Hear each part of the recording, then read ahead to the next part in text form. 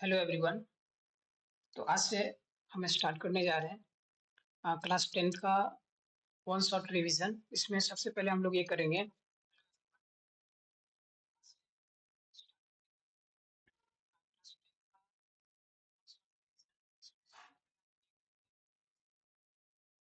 पहला तो ये हम लोग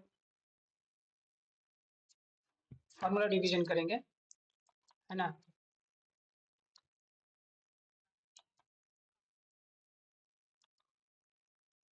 पहला तो हम लोग फार्मूला रिवीजन करेंगे। दूसरा, फार्मूला के साथ साथ हम लोग क्वेश्चन प्रैक्टिस करेंगे। क्वेश्चन प्रैक्टिस करेंगे।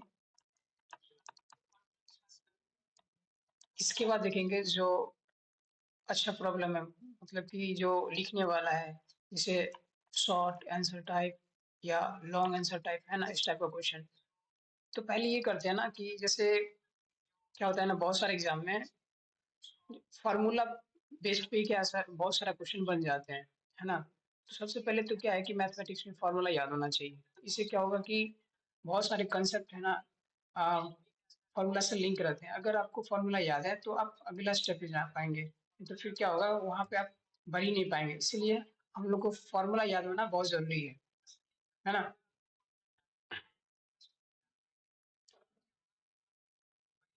इसलिए हम लोग को फार्मूला याद होना बहुत जरूरी है ना।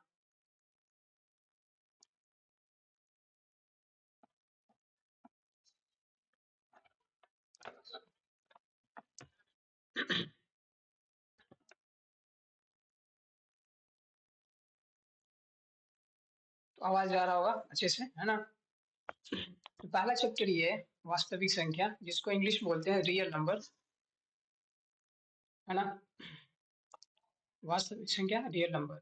तो इसमें पहला फॉर्मूला देखते हैं कि इसमें क्या होता है ना, यूक्लिडियन एल्गोरिथम जैसे ये है ना। तो इस पे बहुत सारे क्वेश्चन आते हैं डायरेक्ट, है ना, बोर्ड में। सबसे पहले आप उसका, है ना, सबसे पहले वो उसका परिभाषा क्या है, वो क्या करना चाहता है। हो सकता है कि डायरेक्ट वे में वो आ सके, है ना। तो उसको एक बार देख लीजिएगा। दूसरा ये है कि कुछ फॉर्मूला है उससे रिलेटेड। तो पहले देख लेते हैं, भाज्य बराबर भाजक गुना भागफल प्लस शेषफल। इसको याद कर लीजिएगा। दूसरा क्या है, अगर हमको ये पूछे कि भाजक बराबर, तो यहाँ से क्या हो जाएगा, भाजक बराबर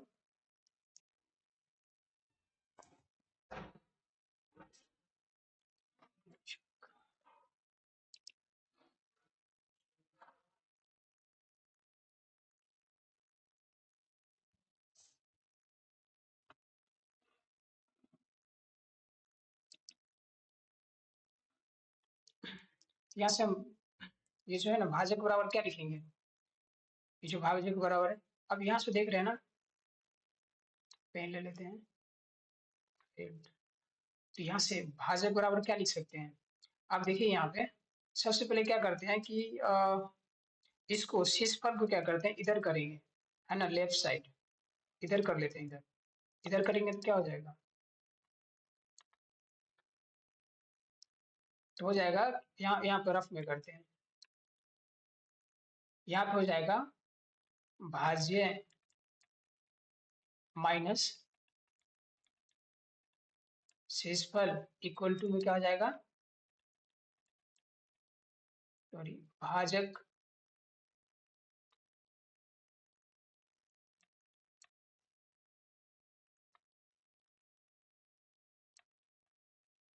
भाजक और यहाँ पे इंटू भागफल, है ना। अब देखते हैं, हमको क्या चाहिए, भाजक चाहिए, भाजक। इसको क्या करेंगे, ये मल्टीप्लाई में, तो जब बराबर के यानी कि इक्वल टू लगा हुआ है, जब इधर जाएगा लेफ्ट साइड जाएगा तो क्या हो जाएगा, इनटू में है तो डिवाइड हो जाएगा। सिंपल क्या हो जाएगा, तो यहाँ यहाँ से डायरेक्ट लिखते हैं। तो भाजक बराबर क्या हो जाएगा, भाज्य माइनस शेषफल। अब बाई में क्या हो जाएगा, ये भागफल।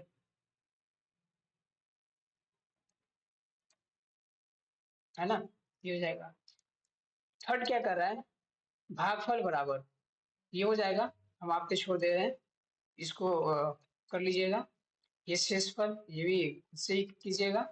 फिफ्थ पे आते हैं, है ना, ये जो थर्ड एंड फोर्थ है, ये आपको ये जो फॉर्मूला है, पहला ही फॉर्मूला से क्या आ जाएंगे, सेकेंड भी, थर्ड भी और फोर्थ भी।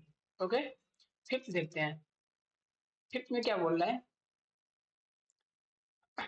ए बराबर बी क्यू प्लस आर। जैसे हम लोग डिवाइड करते हैं, ये कहाँ है, ये डिवीजन ऑर्गेनिज्म से आता है, ये है ना, इसको भी याद रखिएगा, ये बहुत काम का है, कभी कभी डायरेक्ट ऑब्जेक्टिव में आ जाता है। आपको जब बहुत सारे मतलब जितने फॉर्मूले यहाँ बता रहे हैं, अगर आपको याद है ना, तो 50% आपको ऐसे ही बन जाएंगे बोर्ड में, है ना, कोई प्रॉब्लम नहीं होगी। अगर फॉर्मूला आपको याद रहता है तो लॉन्ग आंसर टाइप, जो शॉर्ट आंसर टाइप है, उसमें भी आपको मदद मिलेंगे, है ना। इसलिए ये फॉर्मूला सब जितना यहाँ लिखा रहे हैं, ये इसको क्या करना है, आज से एग्जाम का ही बहुत कम समय है, तो आप इसको एक अलग से कॉपी बना के इसको, ताकि लास्ट जब मतलब मैथ एग्जाम से पहले आप इसको क्या करते हैं, रिवीजन करके जा सकते हैं। बहुत सारा एग्जाम है ना, आपको यही से बन जाएंगे। इसको बहुत फोकस इस पे देके और उसको याद कर लेना है। दूसरा, 6 पे आते हैं। दो संख्याओं का गुणनफल क्या होता है, उनका मौसा और लौसा, यानी कि एचसीएफ और एलसीएम दोनों का प्रोडक्ट होता है, दो संख्याओं का गुणनफल, है ना। इसको भी याद रखना है, ये भी कभी कभी डायरेक्ट आ जाता है ना, यहाँ पे जितने भी करवाएंगे ना, वो क्वेश्चन सब कराएंगे जो पहले आ चुका है और आने का संभावना है जिस क्वेश्चन का, है ना, तो आप ध्यान से देखिएगा। अ, अगर आपको लगे कि बहुत हम स्लो पढ़ा रहे हैं, क्योंकि हमको सबको लेके चलना है ना, हो सकता है कि जिसको ये सब भी नहीं आता हो, है ना, या रिवीजन ना हो या भूल गया हो, तो उसको भी उसका भी रिवीजन हो जाएगा। इसलिए हम धीरे धीरे बता रहे हैं, ताकि आप सारे कंसेप्ट को पढ़ते जाएं। ओके, अगर आपको लगता है कि ये सब आपको आ रहा है, तो 1.2 1.5 के स्पीड से आप इसको देख सकते हैं। ओके, आगे 7 नंबर। 7 नंबर ये जो फॉर्मूला है, यानी दो संख्याओं का प्रोडक्ट है यहाँ पे, तो क्या हो जाएगा, H C F into LCM, है ना। अगर हम यहाँ से ये पूछे कि एच सी एफ बराबर क्या होगा, यहाँ से कितना फॉर्मूला आ सकता है, तो क्या हो जाएगा, ए क्रॉस बी, यानी कि ए इंटू बी, अब आई में क्या हो जाएगा, यहाँ पे एलसीएम, क्या हो जाएगा, एलसीएम, है ना। अगर कोई ये पूछे कि यहाँ पे एलसीएम बराबर क्या होगा, एलसीएम बराबर, यहाँ से डायरेक्ट क्या करेंगे, ये हमको ये चाहिए, एलसीएम चाहिए, है ना, ये एलसीएम चाहिए, तो क्या करेंगे, इसको इधर भेज देंगे, तो क्या हो जाएगा, एलसीएम बराबर ए क्रॉस, यानी कि ए इंटू बी बाई में एलसीएम, ये हो गया हमारा। यहाँ से तीन मतलब दो और फॉर्मूला बन गया है ना, तो इसको याद रखना है। आपको ये वाला याद रखना है, 8 नंबर, ये बहुत काम का है। यूक्लिड विभाजन एल्गोरिथम से एचसीएफ ज्ञात किया जाता है। कभी कभी आ जाता है कि यूक्लिड विभाजन का एल्गोरिथम है, इसका क्या काम है ना, तो एचसीएफ फाइंड करने में इसका हेल्प मिलता है, इसको याद रखना है। 9 नंबर, 9 नंबर ये प्रीवियस ईयर है, टी वाई क्यू, ये ऑब्जेक्टिव में एक बार आ गया था, इस पे बेस्ड क्वेश्चन। दो लगातार सम संख्याओं का एचसीएफ क्या होगा, दो लगातार सम संख्याओं का एचसीएफ 2 होता है।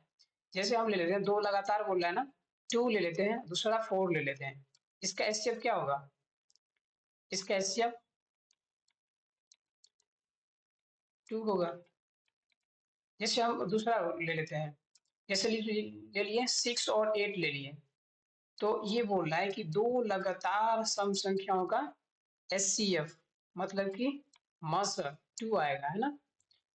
यहाँ देखते हैं, हम एक ले लिए 6 और दूसरा लिए, दूसरा 8 कौन सा है, बीच में 7, 7 तो सम संख्या है नहीं, 8 ले लिए, 8 क्या है, सम संख्या, तो इसका एचसीएफ कितना होगा, इसका एचसीएफ यहाँ कितना 2, यहाँ शेष पर हमारा 2 आया, उस पर क्या करेंगे, ये 6 में क्या करेंगे, डिवाइड करेंगे, तो ये कितना आ जाएगा 3 6, एचसीएफ कितना आया 2 आया, इसको याद रखना है। ये भी पी वाई क्यू है, ये भी डायरेक्ट है। दो लगातार प्राकृतिक संख्याओं का एचसीएफ 1 होता है, दो लगातार प्राकृतिक संख्याओं का एचसीएफ कोई भी ले लीजिए, है ना।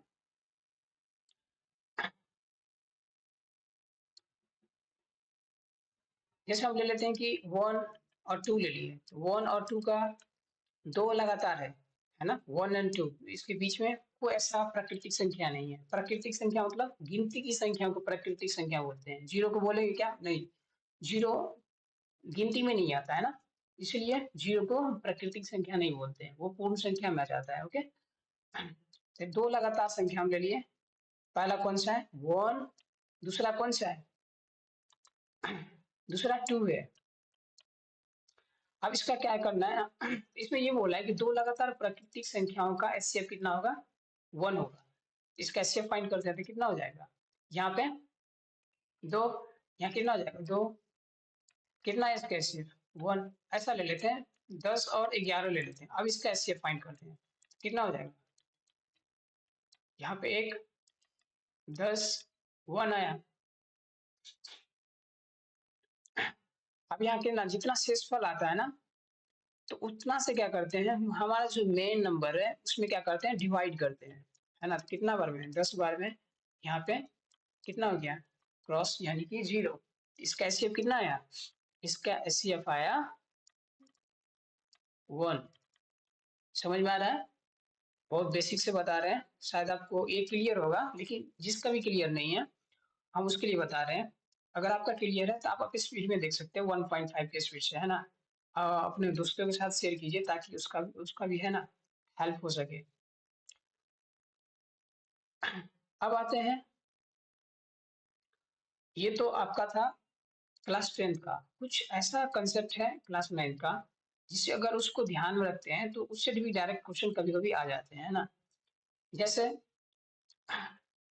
ये बहुत इंपॉर्टेंट है, ये जो पार्ट है ना, दशमलव प्रसार, ये क्लास 9th का है लेकिन 10th में, है ना, बहुत बार यूज होता है।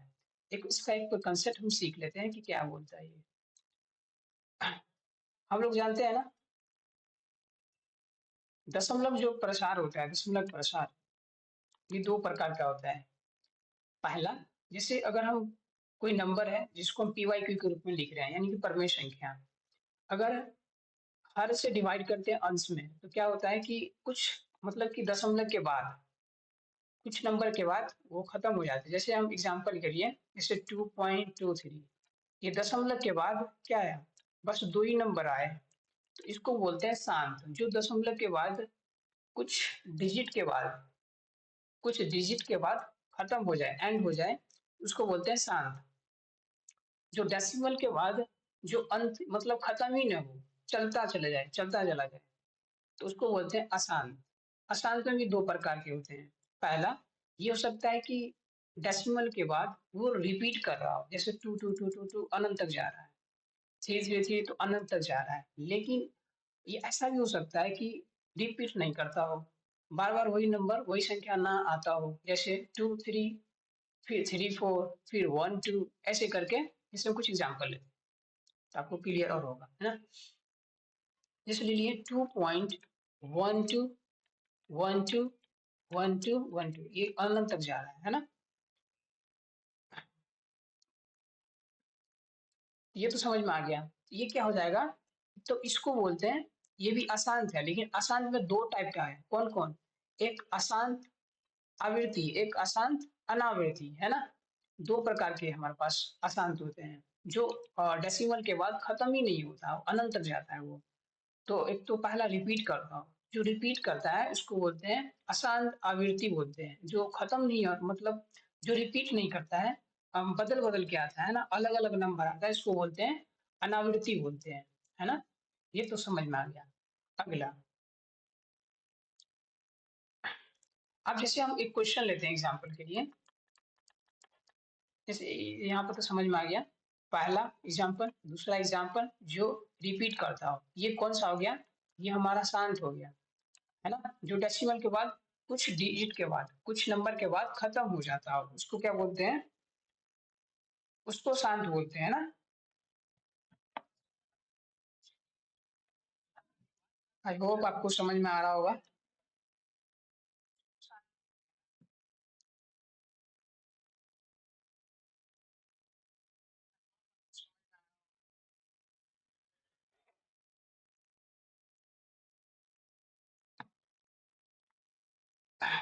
तीसरा एग्जाम्पल कौन सा है? तीसरा एग्जाम्पल जो डेसिमल के बाद रिपीट नहीं करता हो, जिसे ले लिया हम 1 2 3 1 1 4, फिर इसके बाद यहाँ लेते हैं 2 3 4, ऐसे लिए है ना। ये ऐसे करके चलता चला जाएगा, मतलब वो रिपीट नहीं करेगा, ना खत्म होगा, है ना। तीन प्रकार के हमारे पास क्या है, दशमलव प्रसार होता है ना। समझ में आ गया क्या क्या समझे कि दशमलव प्रसार कितने प्रकार का? दो टाइप का है ना। पहला शांत और अशांत, जो डेसिमल के बाद कुछ अंक के बाद खत्म हो जाता है, एंड हो जाता है, उसको शांत बोलते हैं। दूसरा अशांत, अशांत में भी दो प्रकार का, एक आवृत्ति एक अनावृत्ति, है ना। इंग्लिश में बोलते हैं इसको क्या बोलते हैं? रिपीटिंग, एक नॉन रिपीटिंग, है ना। तो रिपीटिंग में क्या होता है कि डेसिमल के बाद रिपीट करता है, जैसे 1 2 1 2 1 3 ऐसे करके, सॉरी 1 2 1 2 ऐसे करके रिपीट करता चला जाएगा। दूसरा एग्जांपल ले तो डेसिमल के बाद ये भी हो सकता है कि 1 3 1 3, ऐसा भी हो सकता है कि चार चार डिजिट जो है ना, चार चार नंबर वो रिपीट करता हो, वो अनंत तक जाता हो। तीसरा किस टाइप का? जो रिपीट ही नहीं करता हो, है ना। आई होप कि आपको समझ में आ रहा होगा।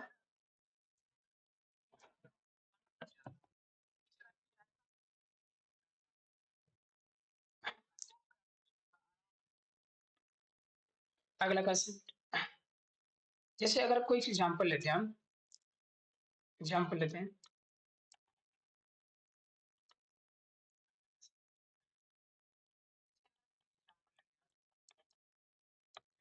जैसे 1/3 है। अब इस किसको मतलब ये जो क्वेश्चन हमारा है 1/3, अब कैसे, how to recognise, how to मतलब इसको कैसे पहचाने, कैसे जाने कि 1/3 ये शांत है कि अशांत है ना। मतलब कि ये डेसिमल के बाद खत्म हो जाता है या नहीं खत्म होता है, ये कैसे जाने? एक हमारे पास थ्योरम है, जो ध्यान से सुनिएगा। हम लोग चेक करते हैं किसका, ये डिनोमिनेटर, डिनोमिनेटर को चेक करते हैं, इसको बोलते हैं अंश, इसको बोलते हैं हर, न्यूमरेटर डिनोमिनेटर, है ना। इसमें क्या करते हैं, या तो 2 इसका गुणनखंड, इसका गुणनखंड या 2 हो, 2 हो या 5 हो। ये हो सकता है कि ये अकेला इसका इसका जो गुणनखंड केवल 2 के मल्टीपल में हो, या 5 के मल्टीपल में हो, या 2 एंड 5, या दोनों साथ में आए। यहाँ तीन चीजें बहुत ध्यान से इसको हम हाईलाइट कर देते हैं ना, इसको याद रखना है ना।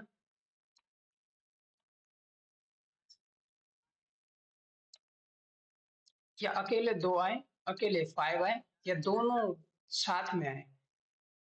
अगर ये हो जाए तो क्या बोलेंगे? अगर ये हो जाए तो तब बोलेंगे कि ये शांत है।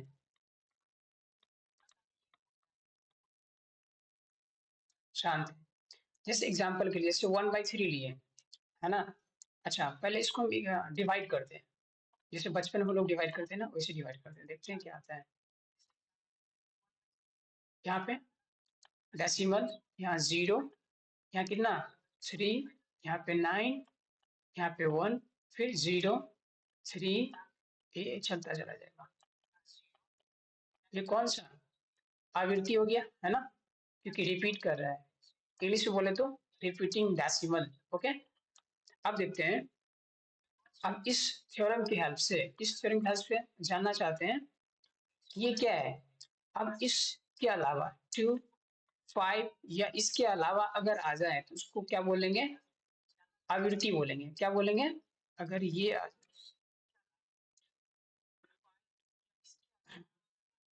हाँ, इसके अलावा आ जाए तो क्या बोलेंगे? आवृत्ति, है ना।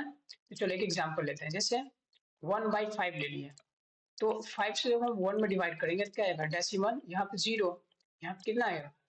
2। इसका डेसिमल के बाद क्या आया? 2 आया, मतलब खत्म हो गया। तो इसके हम अगर 1/5 में देखें तो क्या आया? इसका गुणनखंड कितना आएगा? इसका गुणनखंड करें तो 1 × 5, तो क्या आया, अकेले 5 आया, है ना। तो अगर यहाँ 5 आया तो इसका मतलब क्या हो गया, ये शांत। यहाँ से भी तो देखें, इस दोनों से देखें, ये तो हमारा थ्योरम से आ गया। यहाँ से बचपन में जो डिवाइड करते थे वहां से देखे तो क्या आया, डेसिमल के बाद तो क्या है, एक अंक मतलब कि खत्म हो गया डेसिमल के बाद, ये भी क्या हो गया, शांत। अगर इसके अलावा 2, 5 और इसके अलावा अगर आ जाए तो उसको क्या बोलेंगे, रिपीटिंग, यानी कि आवृत्ति बोलेंगे। समझ में आ गया। जैसे 1/3 का एग्जाम्पल देखते हैं यहाँ पे। जैसे 1/3 का एग्जाम्पल देखें तो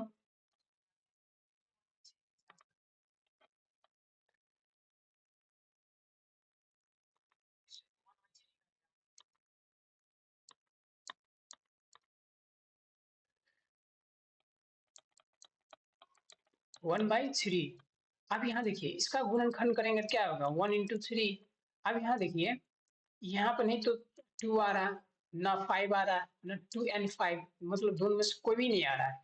जब ना आए ना तो क्या बोलेंगे, ये जो हमारा 1/3 है ना, 1/3 है, तो किस इसका डेसिमल प्रसार कैसा होगा, ये आवृत्ति की तरह होगा, है ना, ये आवृत्ति की तरह होगा। समझ में आ गया। ये बहुत काम का था, इसलिए आपको हम बता दिए। तो यहाँ से क्या सीखे, किसी परमेय संख्या का दशमलव प्रसार या तो शांत होता है या अशांत आवृत्ति होता है। जैसे हम लोग देखे थे ना, या तो क्या होगा, डेसिमल के बाद खत्म हो जाता है, दशमलव के बाद खत्म हो जाता है। जैसे 2.3, ये वाला एग्जाम्पल देखें, खत्म हो गया। दूसरा एग्जाम्पल 3.222, ये आ सकता है ना। तो ये इसी टाइप का है ना, इसी दो टाइप का है ना हमारे पास, जो परमेय संख्या का प्रसार होता है, बस दो टाइप का। समझ में आ गया।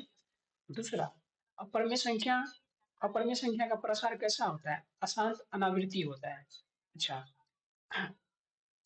एक चीज देखते हैं हम लोग, एक प्रसार में क्या पढ़े, जो डेसिमल के बाद रिपीट नहीं करता हो, यानी कि वो अनंत तक तो जाएगा लेकिन रिपीट ना करता हो, बस नंबर अलग अलग आता हो, तो वो क्या होता है हमेशा, वो अशांत अनावृत्ति होता है। जो अशांत अनावृत्ति होता है ना, उसी को हम क्या बोलते हैं, अपरमेय संख्या, है ना।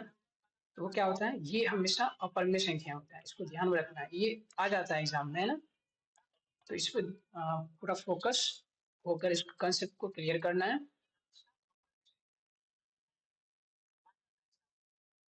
कुछ अब देख लेते हैं, कुछ ऑब्जेक्टिव जो PYQ हमारा है। पहला पहला देख लेते हैं, यूक्लिड विभाजन एल्गोरिथम दो धनात्मक पूर्णांक के निम्न में किसे परिकलित करने की तकनीक है। तो इसका आंसर क्या हो जाएगा, मौस, है ना। इसका आंसर क्या हो जाएगा, मौस। दूसरा, इस ये जो हमारा ऑप्शन दिया हुआ है, इसमें अपर में संख्या कौन सा है, इसमें अपर में संख्या कौन सा है, ये जो दिया हुआ है ना अपर में संख्या, इसमें कौन सा है, ये चेक करना है आपको, है ना। कैसे चेक करेंगे, अपर में संख्या कैसे चेक करेंगे।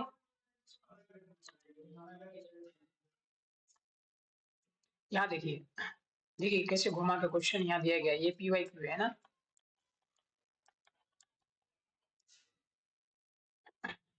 अब यहाँ देखिए, पहला ऑप्शन ए में देखिए, 2 प्लस यहाँ पर √4 है ना, √4 का वैल्यू कितना आएगा, 2, ये कितना हो जाएगा, 4, ये 4/1 यानी PYQ के रूप में है ना, ये PYQ के रूप में है, Q नॉट इक्वल टू 0 है, ये हमारा क्या होता है, परमेय संख्या।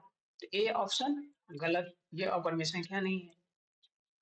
पहले आते हैं बी, हाँ चलो बी बी कर लेते हैं, कोई दिक्कत नहीं है। कितना ये, हाँ इसमें आते हैं, इसके अंदर में क्या है, √4 है। अब हम लोग जानते हैं ना, अभी जस्ट देखें कि √4 का वैल्यू कितना होता है, 2, ये 2। अच्छा, इसका वैल्यू हम जानते हैं ना, √2 इज इरेशनल नंबर, ये क्या होता है, इरेशनल नंबर, इसका सिंबल ऐसा होता है ना, ऐसा होता है। ठीक है, सी में आते हैं, यहाँ पर √4 का वैल्यू 2/2 कितना हो जाएगा इसका आंसर, 1। डी में देखिए, √9 का वैल्यू 3। तो हमको क्या चाहिए, अपर में संख्या चाहिए, इरेशनल नंबर, तो क्या होगा हमारा, ये तो नहीं होगा, ये भी नहीं होगा, तो ये हो जाएगा, ये तो होगा ही नहीं, है ना? तो ये हमारे पास आज का कंसेप्ट ये था, फार्मूला और कुछ एग्जांपल देख लिए। इसको बहुत अच्छे से, अगर एक बार में समझ में नहीं आता है तो आप दोबारा देखें, तिबारा देखें, लेकिन इसको पूरा क्लियर कर लें, है ना, ताकि आपका एग्जाम में कोई भी इससे रिलेटेड क्वेश्चन छूटे ना। समझ में आ गया? अगर हम देखना चाहें तो कुछ और कंसेप्ट देख सकते हैं हम, लेकिन क्लास नेक्स्ट क्लास के लिए, है ना। आपको बहुत बहुत धन्यवाद। Thanks for watching this video.